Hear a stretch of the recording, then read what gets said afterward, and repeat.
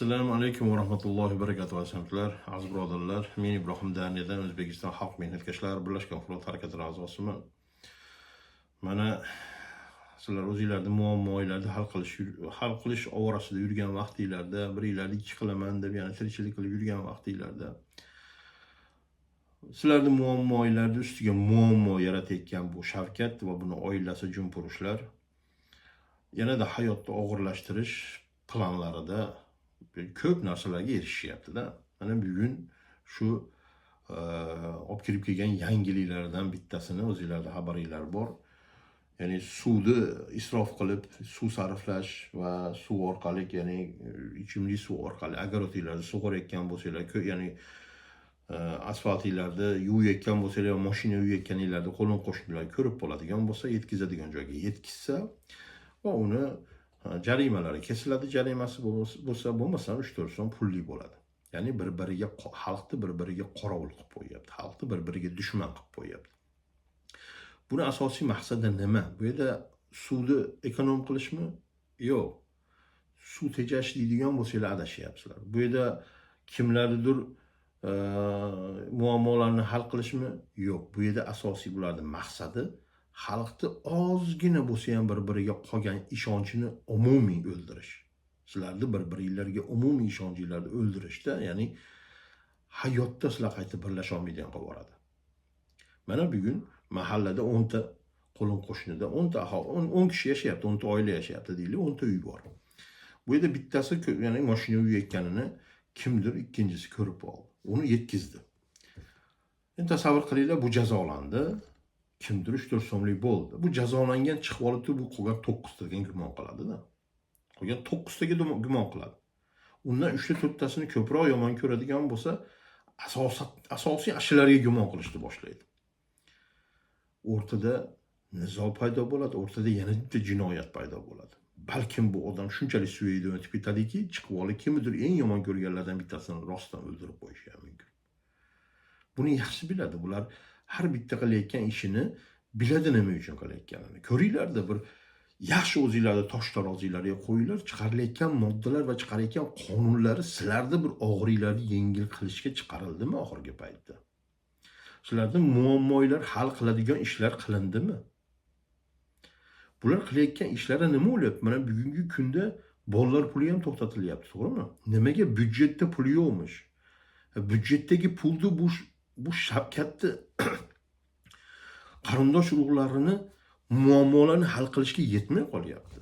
Yetmay qolyapti. Tasavvur qilinglar, sotilayotgan oltin bormi, boshqasi bormi, kelayotgan daromadlar yo'q, yetmayapti bularga. Yetmayapti. Ya'ni o'rtadagi hokimlarni boyitish, prokurori bormi, xodimlari bormi, endi bularni barchasini yeb ichishi bor. Tagidagi mashinasi, uni benzini, ularni otpuskasi bor va ularning bola chaqasini chet davlatlardagi o'qishlari bor va bularni barchasini to'lash kerakmi bu Mirziyoyev? Chunki ular xizmat qilyapti-yu Mirziyoyevga. Mirziyoyevni davomiy podsho bo'lishiga bular sababchi bo'lyapti. Bular podsho qilib ushlab o'tiribdi uni. Sizlar bilan biz ularni Mirziyoyevni silashiga, siypalashiga va ularni chiqimlariga biz pul to'lab o'tiribmiz. Mana bugun sizlarning qonuninglar och. Qarzinglar bor, muammolar bor. Millionta muammolar bor boshinglarda, lekin taginglardagi rosmona sizlarning haqqinglar, pulinglar, sizlarning muammolarni hal qiladigan sizlarning boyliginglarga bular ochiq oydin o'tirib olib turib, bilgan ishini qilib yotibdi. Sizlar bu narsaga ko'z yumayapsizlar. Qayerlardandir istashga harakat qilyapsizlar pullarni. Tayyor bo'lyapsizlar borib o'lishga, tayyor bo'lyapsizlar borib jinoyat qilishga, narkotik sotgani, boshqa qilgani, buni orqasidan o'lyapti, odamlar qamalyapti. Lekin o'zingizlarning haqqinglarni talab qilib o'lishga qo'rqyapsizlar. O'zingizlarning haqqinglarni talab qilib qamalishga qo'rqasizlar. 3-4 so'm pulni topaman deb turib, zotan o'lib ketyapti-yu yoshlar. 3-4 so'm pulni orqasidan zotan qamalib ketyapti-yu 20 yillab odamlar. Bu haromdan o'layotgan bo'lyapti bular. Haromdan qamalayotgan bo'lyapti bular. U yerda o'tirilganiga o'tirib olib, men hozir bu yerda ojizman, ya'ni men bular menga zulm qilyapti deb o'tirayotgan bo'lsa, uni odashyapti. Ya'ni u narkotik jinoyatning orqasidan qamaldi. U yerda sen hech qanaqa, ya'ni qaysi yuzi bilan bunaqa odamlar Allohga murojaat qila oladi bunaqa paytda. Ya'ni men o'zini haligi ojiz qilib, o'zini musulmon qilib, o'ziga boshiga zulm tushgandek, zulmxo'rlar bunga zulm qilayotganda haligi duoga qo'lini ochib osmonga qaraydi. Sen nima qilyapting? Birovni oilasini barbod qilyapting, birovni bolalarini barbod qilishga harakat qilyapti, sen qo'lga tushding. Undan ko'ra ras qamalishni ko'zingga olsan ekan, 3-4 so'm pulni orqasidan o'lishga tayyor ekansan, haq yo'lda tur. Haq yo'lda harakatingni qil, Allohning roziligi uchun ish qil, shu barakat bo'ladi. Agar qamaladigan bo'lsang, ya'ni sen chiqadigan bo'lsang, bu dunyoda seni noming ulug'lanadi. Oxiratda ham seni Alloh subhanahu va taoloni eslagan va suygan insonlarning qatorida bo'lasan. Sen nima qilyapsan? O'lishga tayyor ekansan, qil, to'g'ri yo'lda o'l. Qamalishga tayyor ekansan, haq yo'lda qamal. Shu xalqda o'zida bir yaxshi qilib nomingni o'ziga olsa, hammasi gapirsin seni nomingni. Shunaqa ishlar qilaylik akalar, ukalar. Bugungi kunda qachonga to'g'ri sizlar bilan biz bularni, ya'ni kirdikorini tek qo'yib qo'yaveramiz, bularni muammolarni, ya'ni bizni boshimizga yaratib qo'ygan muammo bilan bular o'yin kulgida yashayapti. Lekin sizlar bilan biz o'zimizni muammolarimizni yana chetdan istab yopishga tayyor bo'lyapmiz. Yana jinoyat qilishga tayyor bo'lyapmiz. O'lishni ko'zga olyapmiz. Hamma narsaga tayyor bo'lyapmiz. Lekin mana aynan shu hozir bugun qamalgan, kecha qamalgan bolalarga biz undan bir kun oldin, qamalishidan bir kun oldin, o'lishidan bir kun oldin aytsak, "Ey bola, kel yo'lda kel, shu harakat qilaylik, shu 3-4 so'm pulni orqasidan yugurib yurmasdan ki, shu vatanimizni ozod qilaylik, shularga qarshi bir kurashaylik. Shularga qarshi bir gap gapiraylik, shularga qarshi birlashaylik" deydigan bo'lsa, bu o'lgan bola yoki qamalgan nima desdi? Aytasizki, "Yenim yo'q, qo'y, men orqamda oilam bor. Men qamalib qoladigan bo'lsam bo'ladi, kim baqadi" desdi. To'g'rimi? Bu o'lgan ham xuddi shu gapni gapirasdi. Bugun nima bo'ldi? O'lgan o'ldi, ketdi mana. Alloh o'zi ularni kechirsin. Lekin nima bo'lyapti? Fakt gapiraylik, keldi oqda qorani qora deylik. Bu yo'lda o'lganlar nima bo'lishini o'zingizlar yaxshi bilasizlar. Bu yo'lda qamalayotganlarni ham Alloh bu dunyoda o'zida jazosini berib qo'yapti. Oxiratda albatta zotan ular jazosini oladi. Demak, bu narsaga tayyor ekansizlar. Kelinglar, haq yo'lda turaylik. Haq yo'lda qamalinglar, tayyor ekansizlar bu narsaga. Sizlar bilmaysizlar qaysi paytda boshingizlarga nima kelishini, to'g'rimi? Hech kim bilmaydi ertaga nima bo'lishinglarni. Bugungi kunda sizlarni bugun Mirziyoyev sizlarni ertagalik kuninglarni rasvosini chiqaryapti oilasi bilan. Mana qaranglar. Kuyovi shuncha jinoyat qildi. Shuncha jinoyatlarni qildi. Odamlar o'ldi buni avariyalarida. Boshqalar qildi. Kimlarnidir buyurib o'ldirdi. Kimlar qanaqadir tadbirkorlarni ostirib o'ldirtirdi. Pullarini tortib qo'ydi. Tadbirkorligini so'ndirdi. Oilalarni buzib yubordi. Lekin unga qaramasdan yana Facebookda, ya'ni haligi giroy bo'lib chiqarib, buni ko'rsatib, buni tagidagi kommentariyalarga omad sizga, boshqa sizga deb gapiryapti. Chichqoqlar senlarda pulingga yashayapti-yu bu. Seni bolangni haqqini og'zidan tortib olib, yaltir-yultir qilib yurgan bo'lsa, bu qanday sen yana qaysi vijdon bilan sen bunga yana omad tilaysan? Qanchalik eshshak miya bo'lishing kerak sen? Bu Mirziyoyev bu hukumatni talon-taroj qilib bo'lgan bo'lsa bugun, sizlar buni gapiga kirmanglar, buni og'zidan chiqqan bironta gapira olmas buni. Mana necha yilda o'zingizlar ko'rdinglar, nima ish qildi-yu, nimalar va'da qildi-yu, nimalar qildi buni. Sizlarni muammodan chiqolmaydigan qilib qo'yapti. Agar sizlar o'ylayotgan bo'lsanglar, bugun mana bir taginglarda mashina paydo bo'lib qoldi, 5 yil oldin shu mashinalar yo'q edi. Sizlar o'ylamanglar, bu Mirziyoyev siyosati orqali sizlar bu mashina topdinglar. Alloh saqlasin unaqa fikr kallaylarga kelmasin. Alloh sizlarga shu rizqni beribdiki, taginglarda mashina bo'lib qoldi. U Mirziyoyev hech qanday aloqasi yo'q narsaga. Bu hech narsa qila olmaydigan odam bu. Kerak bo'lsa, agar ichi o'tib ketadigan bo'lsa, o'zini ko'tiga ega bo'la oladigan bir shaxs bo'lsa, qanday bu sizlarni, ya'ni hayotinglarni o'zgartirib beradigan bo'ladi bu. Umuman, ya'ni bu siyosatga qaranglar, konstitutsiyaga qaranglar. Bu konstitutsiyada sizlarda na bironta muammolar hal qilinadigan joyi yo'q. Na sizlarda boyligilariga haqqinglar borligi belgilanmagan. Na sizlar bu yerda haqqoniy egaliginglar bilinmagan. U yerda faqatgina u konstitutsiya orqali o'zlarini, oilasini va o'zini himoya qilyapti va o'zini xizmatchilarini himoya qilib olyapti. Shunaqa bo'lyapti bu yerdagi konstitutsiya. Endi sizlar bilan biz bu narsaga taqdirga tan berib o'tiraveramiz. Buni ya'ni buni kirdikorlarga, buni o'yinlariga tomosha qilib, qarshi olib yoki harakat qilishga kiramizmi, akalar ukalar? Alhamdulillah, mana kundan kunga o'zgarish bo'lyapti, lekin bu o'zgarishni qancha tez qilish sizlar bilan bizga qarashli, akalar ukalar. Sizlar bilan biz bu narsani tezda o'zgartirib ola olamiz. Aytyapman, biz tarafdan qilinadigan ish mana Yevropada o'tirib, Amerikada o'tirib, butun dunyoda qayda o'zimizni yoshlarimiz, qayda biz yigitlar o'tirgan bo'lsa, o'zini ishini qilyapti. Ya'ni o'zimizni har bittamiz o'zimiz vazifamizni qilyapmiz bugungi kunda. O'zbekistonda holatini hukumatda xalq qo'liga topshirish bo'yicha o'zimiz vazifamizni qilyapmiz. O'zimizni tanittiryapmiz. Bizni bular ertaga sen terroristsan, sen ekstremistsan deyolmaydigan holatga borib qo'yyapmiz. Dunyo siyosatiga o'zimizni ta'sirimizni o'tkazadigan holatga boryapmiz. Lekin uning uchun albatta sizlar xalq bo'lib biz tarafda turishinglar kerak. Ertaga sizlarni farzandinglar hukumatga chiqishi uchun, hamma teng huquqli bo'lishi uchun sizlar orqamizda turishinglar kerak.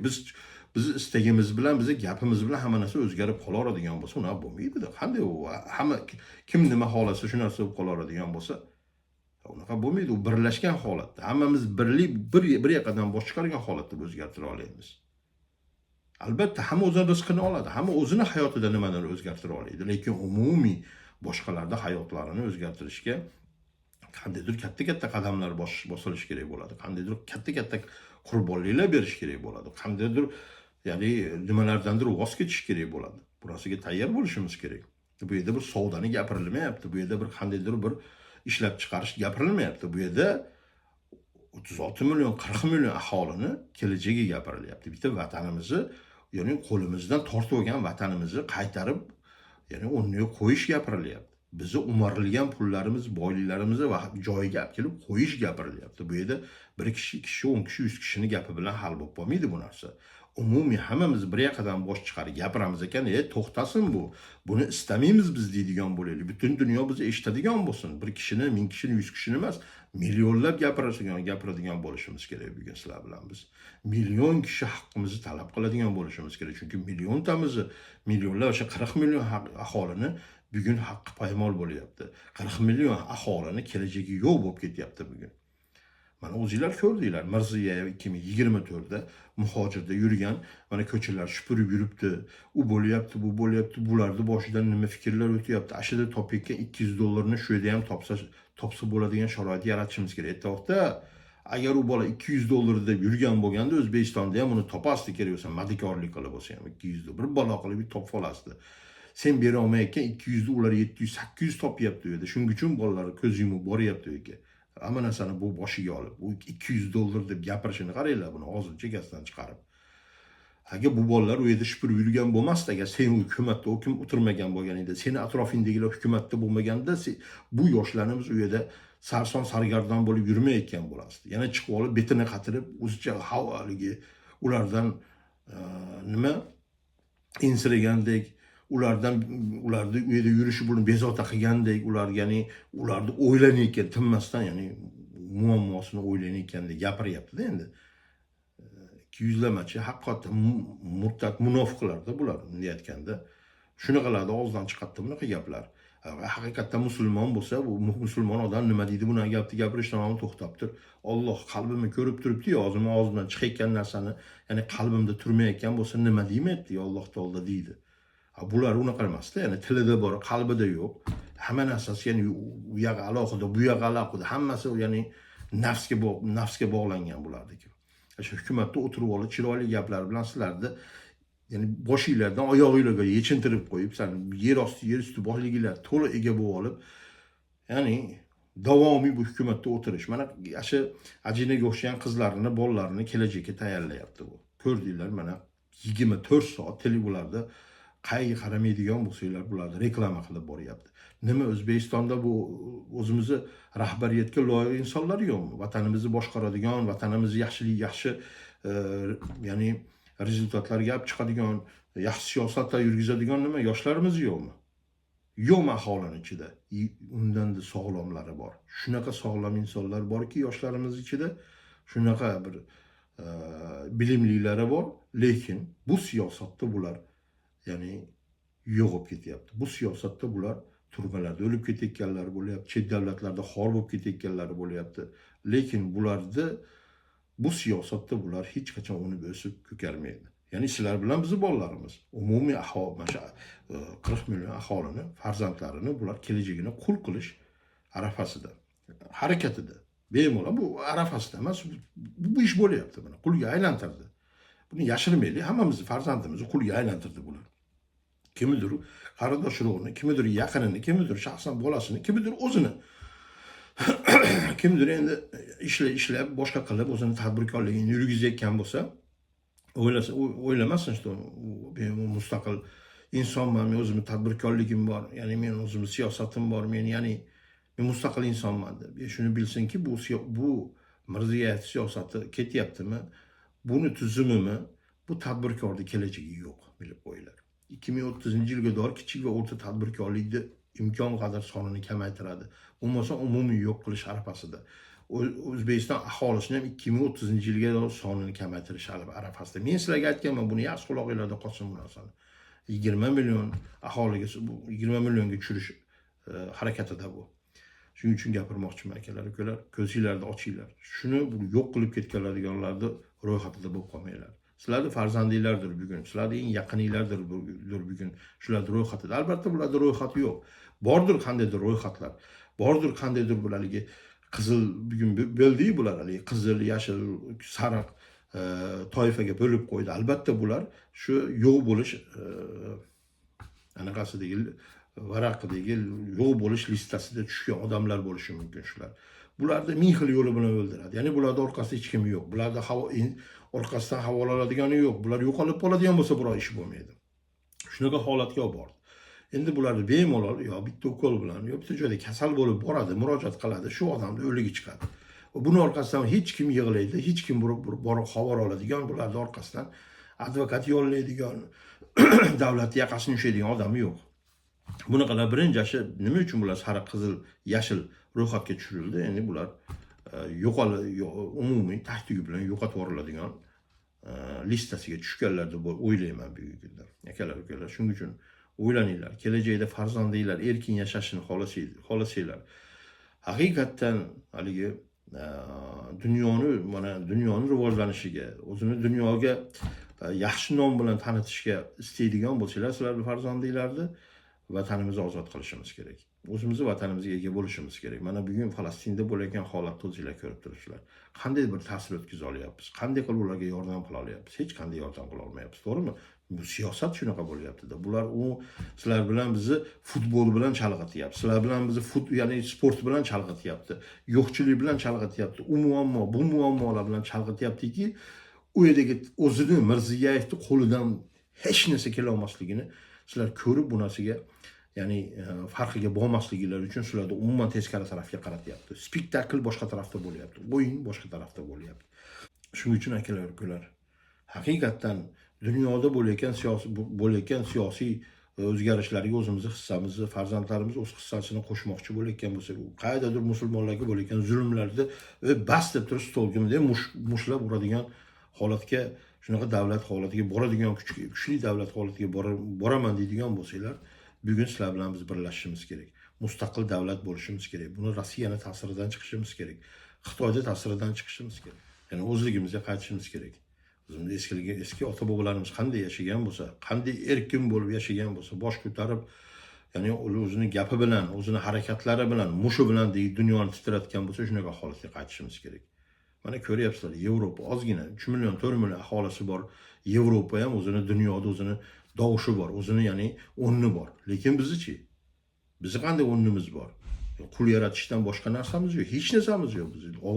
Dovushimiz ham hech qayerga yetib bormaydigan holatga borib qo'ygan akalar, ukalar.